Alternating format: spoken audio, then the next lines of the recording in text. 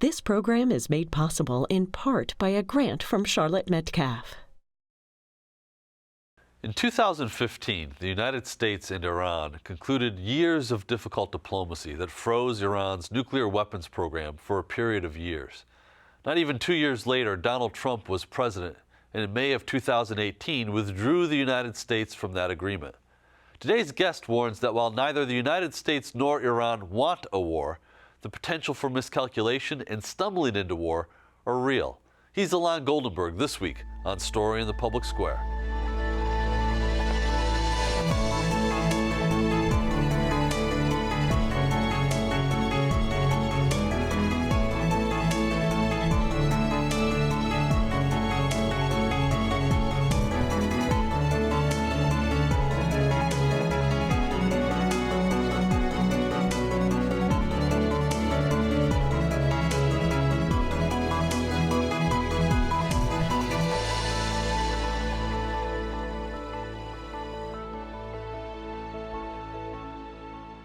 Hello and welcome to Story in the Public Square, where storytelling meets public affairs. I'm Jim Lutis from the Pell Center at Salve Regina University. Alongside me is my friend and co-host G. Wayne Miller of the Providence Journal. Each week we talk about big issues with great guests, filmmakers, authors, journalists, and more to make sense of the stories that shape public life in the United States today. To help us this week, we're joined by Ilan Goldenberg, a Middle East security expert who's worked in the executive branch and Congress and is currently director of the Middle East Security Program at the Center for a New American Security. Ilan, it's great to see you again. Oh, great to be here. So, there's so much that is part of the public dialogue right now about the Middle East, about the nuclear agreement with Iran, about Israel's security and its relationship with its neighbors. We could do 3 episodes with you. But let's start first talking about the Iran nuclear deal. What was it?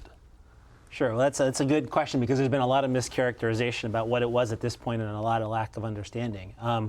Look, I think the bottom line is what it was a narrowly constructed agreement to deal with a very specific problem, which was Iran getting a nuclear weapon and making sure you prevent Iran from getting a nuclear weapon.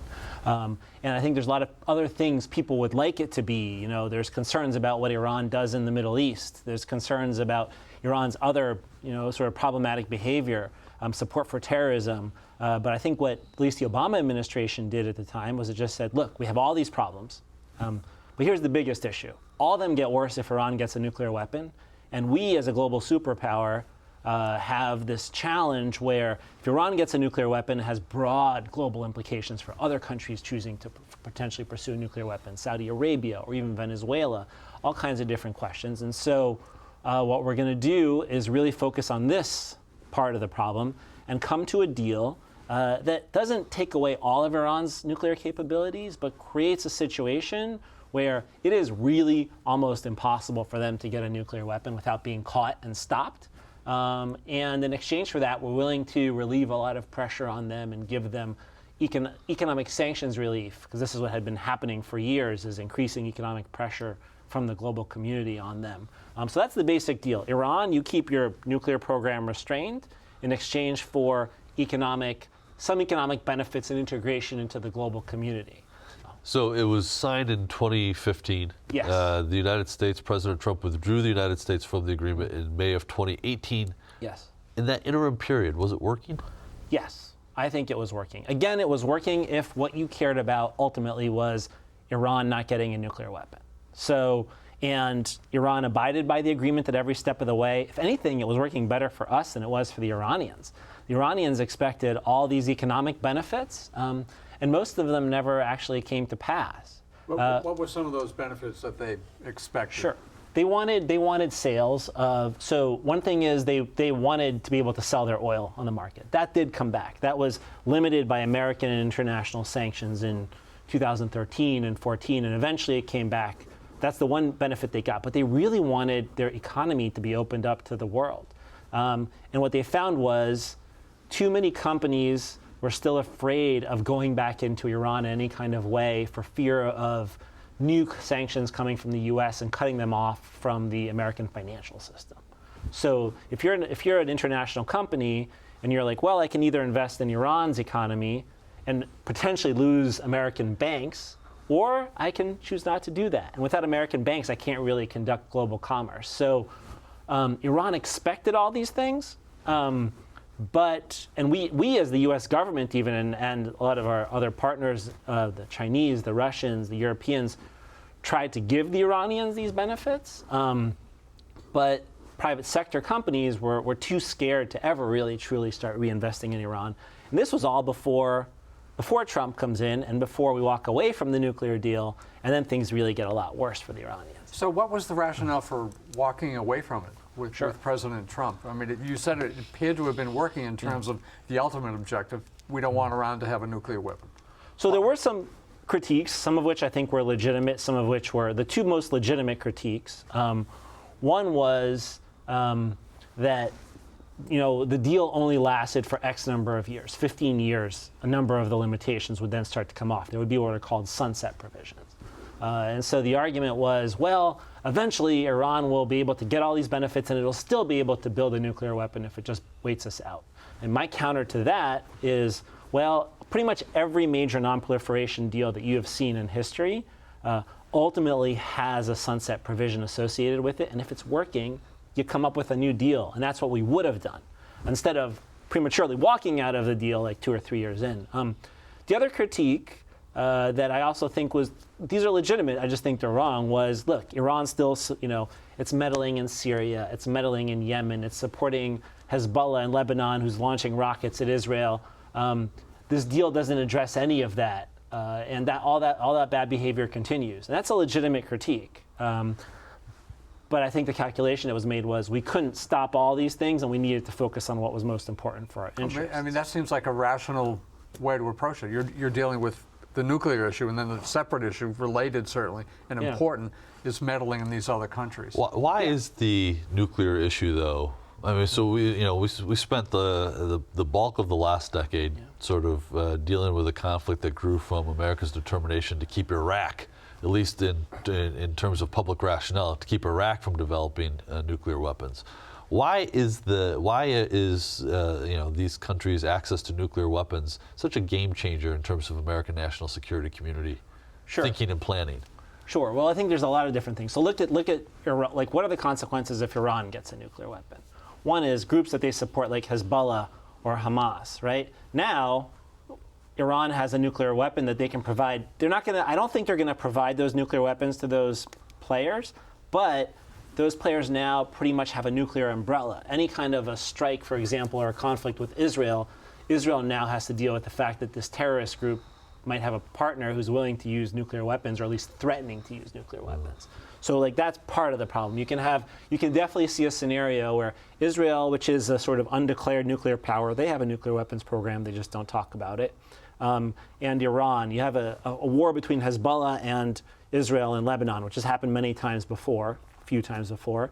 It escalates, and now Iran is threatening nuclear use, and Israel is threatening nuclear use, and you have these two countries who are both really small and live really close to each other, who have nuclear weapons and don't communicate at all. It starts to sound a little bit like the Cuban Missile Crisis, except much, much worse, because there's no communication between the two sides.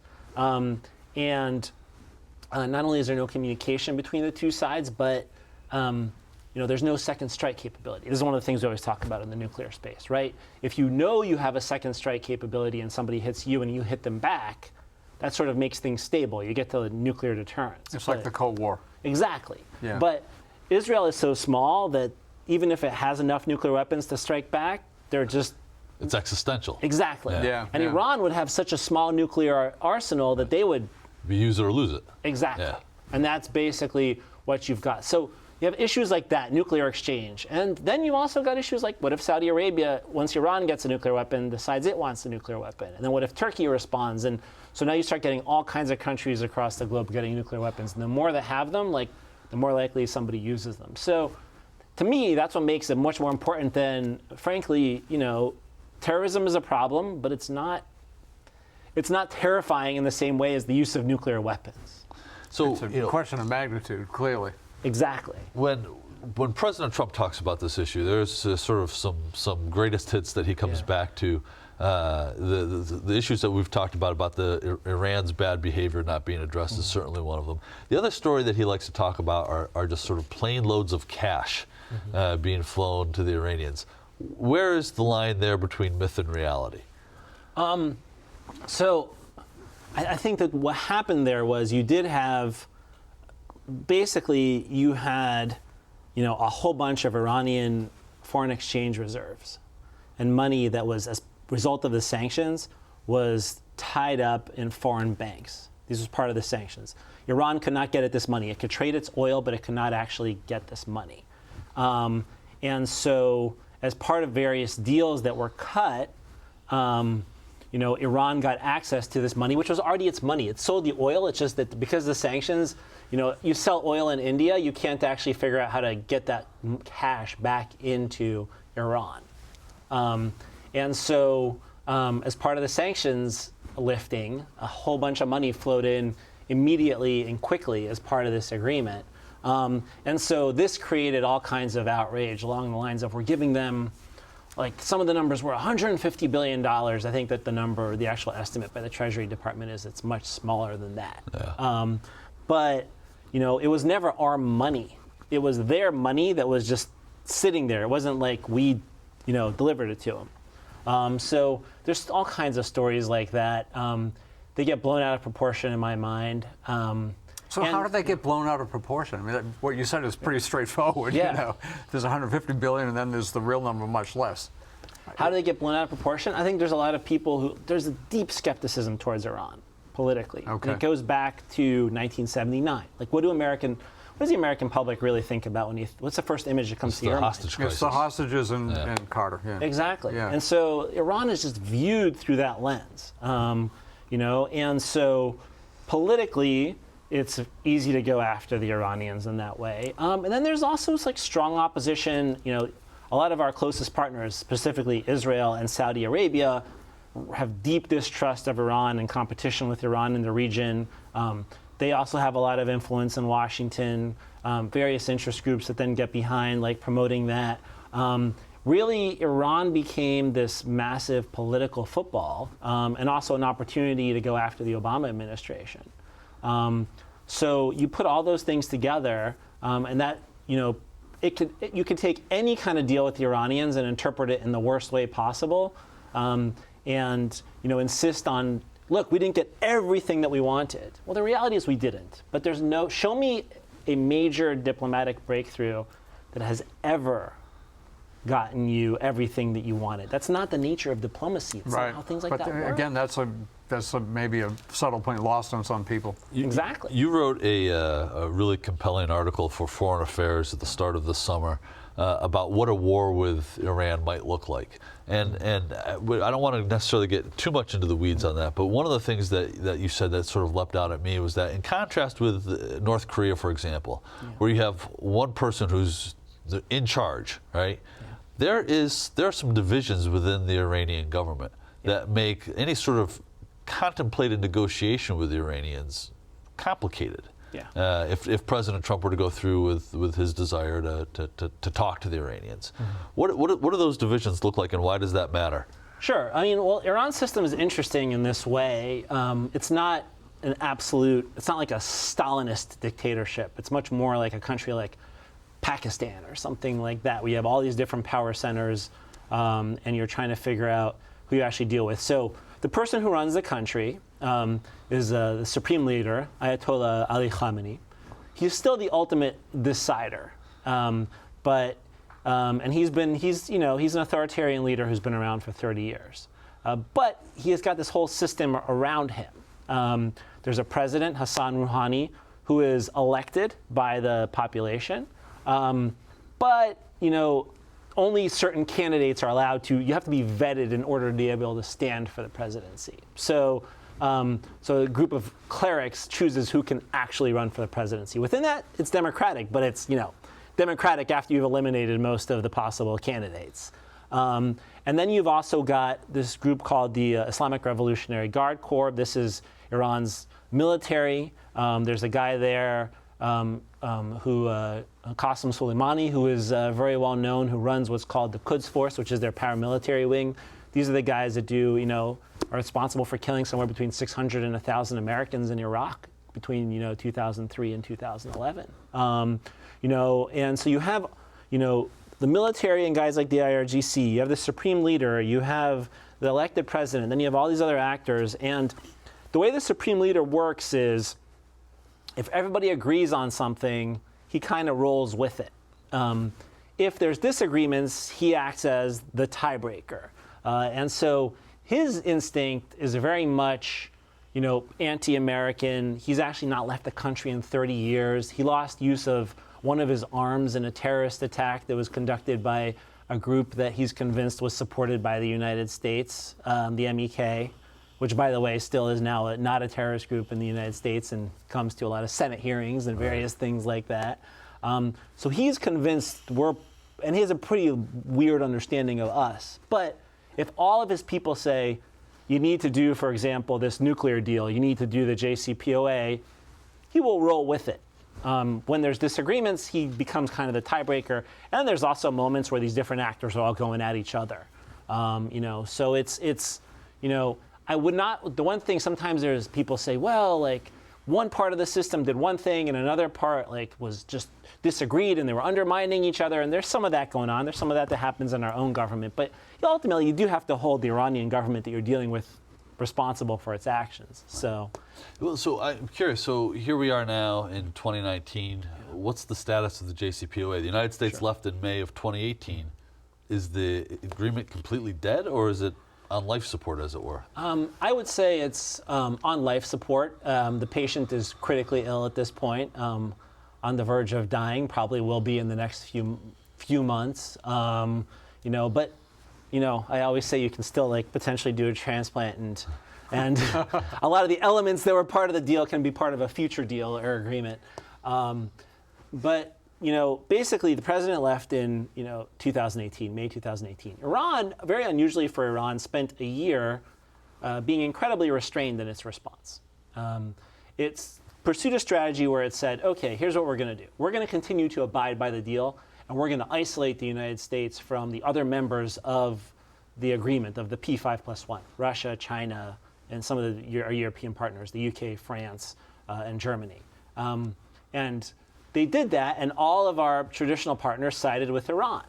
And that worked for Iran politically. But again, they weren't able to get any economic benefits out of that, because even though these governments wanted to try to find ways to make Iran whole and keep Iran in the nuclear agreement, none of their companies were interested in doing any business. Because of the fear that they would lose whatever assets they invested.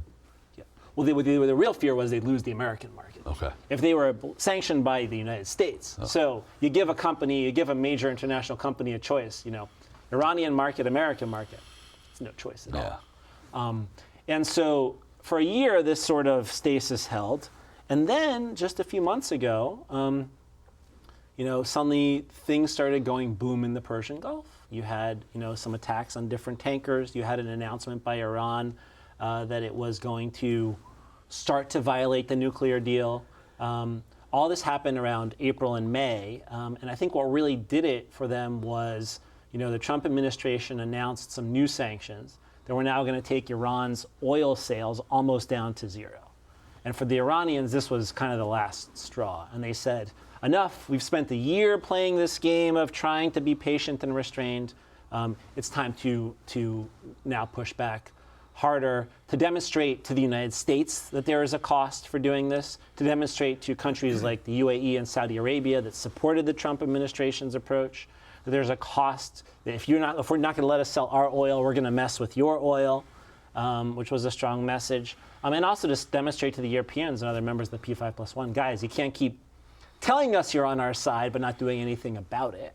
And so since then, we've had this sort of slow motion escalating crisis where Iran is starting to nibble on the edges, but it's not doing dramatic things. It's not like it's running to a nuclear weapon. It's more like crawling. It's starting. It's slowly it's programmed. Reminding people what it could do. Exactly. So you just gave a description of the Iranian government, and it was anything but the monolith that I think a lot of Americans envision it to be. Doesn't the same misperception hold for the Iranian people, that they all sort of follow the supreme leader and they're all docile? I mean, we've seen demonstrations over the last few years. Talk about the Iranian people. They're not monolithic.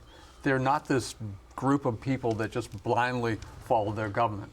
No, their government's actually pretty unpopular at home. In many ways, the Iranians are the Iranian population is one of the most pro-American populations in the Middle East, believe it or not.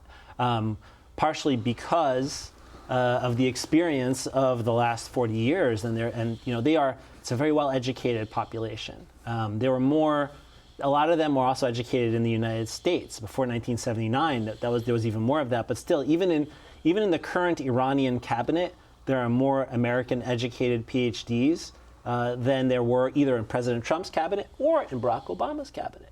I mean, that's pretty amazing. It is. And there are a lot of Iranian Americans that have strong family ties still back in Iran. Farnaz Fasihi, who's now writing for the New York Times, used to write for the Wall Street Journal, someone I know, would be one of those people. So there's still a lot of cultural back and forth between America and the Iranian people. Is that not true? Absolutely. There's a lot of potential there. And there's kind of two. There's the people who fled Iran in 1979 and lost everything and live in the United States, and they take a very hard line. And there's another community of people who still have a lot of family at home and want to see the U.S. and Iran repair their relationship. So it's much more, I agree, it's much more complicated. But at the same time, I think it's also important to recognize that we're not just on the verge of regime change either, right? I mean, the public is dissatisfied with the regime, but the regime is quite good at controlling the security apparatus. And people don't want a massive revolution either. They've seen that revolutions, frankly, don't work very well. Their own experience in 1979, but also watching what's gone on in the Middle East over the last 10 years in places like Syria and Egypt, and these big protests in the Arab Spring hasn't exactly led to, a model that you would want to emulate. Yeah. Exactly. Dude, so I'm curious though. We talked about the divisions and the fissures within the Iranian system, but you've written elsewhere about sort of the divisions within the American system. Yeah. The difference between the way the president sees it and his national security advisor John Bolton, and even his Secretary of State Mike Pompeo. Walk us through that set of fissures, if you would. Sure. So the president's view is, and he keeps making it again and again, is I'm putting pressure back on Iran because I want a better deal. I want to negotiate, right? And so that's why I'm reapplying the sanctions. That's why I walked away from the JCPPOA. And he does it consistently. In meetings with foreign officials, he's constantly encouraging others. He's constantly encouraging them, go talk to the Iranians, see if we can get a meeting together. I think he would love to have a big conference like the one he had with Kim Jong-un of North Korea, with Iran's President Rouhani. So that's what he ultimately wants. And he also campaigned on not getting us into new wars in the Middle East. So he's not interested in that at all. I mean, he's very anti that. Then you have Bolton and to a lesser extent Pompeo, who, Bolton in particular has long advocated for military action against Iran. He's actually used the phrase regime change in Iran. Yeah, all the time. Yeah, absolutely. He did it, and before he was in government, and even still in some cases, uses this very extreme rhetoric, deeply distrusted. And Pompeo also, when he was a member of Congress, was very hardline anti-Iran to the point of talking about regime change. And so they all agree on one thing, right? Trump wants to reapply sanctions and put all this pressure on so he can get a better deal. Pompeo and Bolton want to reapply pressure, I think really because they want regime change, but they all agree we can reapply pressure and see what happens and just keep blasting the Iranians with sanctions and see if this works. What happens if Trump actually gets into a negotiation? Things could get really complicated and confusing because he's going to have his own team against it, which is why I think ultimately, even if you started to get negotiations, I don't think this administration could seriously negotiate something with the Iranians. Well, so we've got about 2.5 minutes left here. When you've spent a lot of your time in your career also working on Israeli security issues.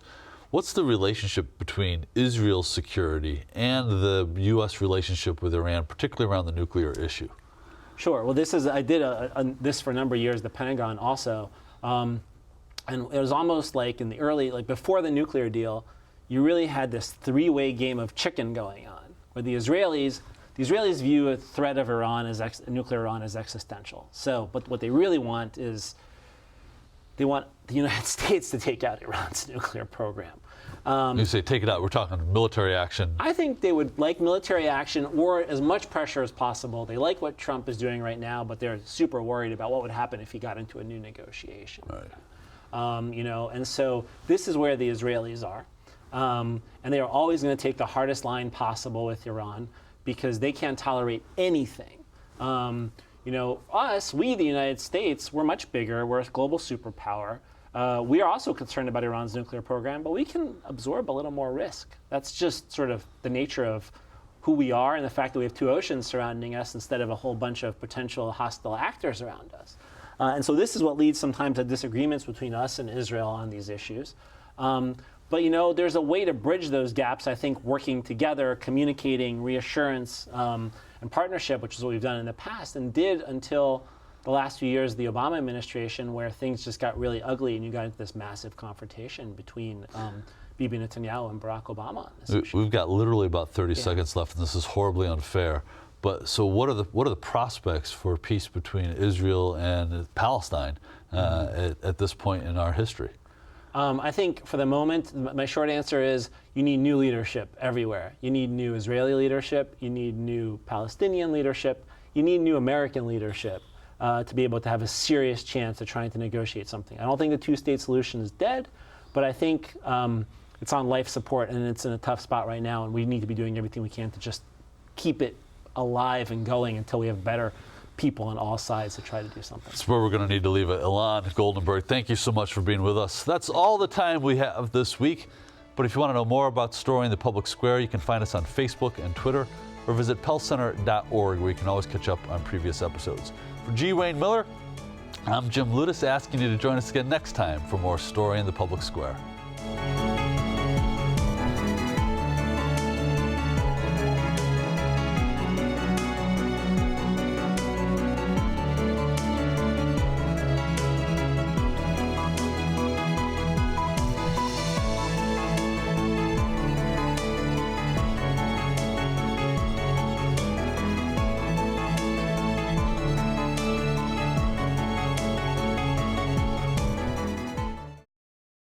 This program is made possible in part by a grant from Charlotte Metcalf.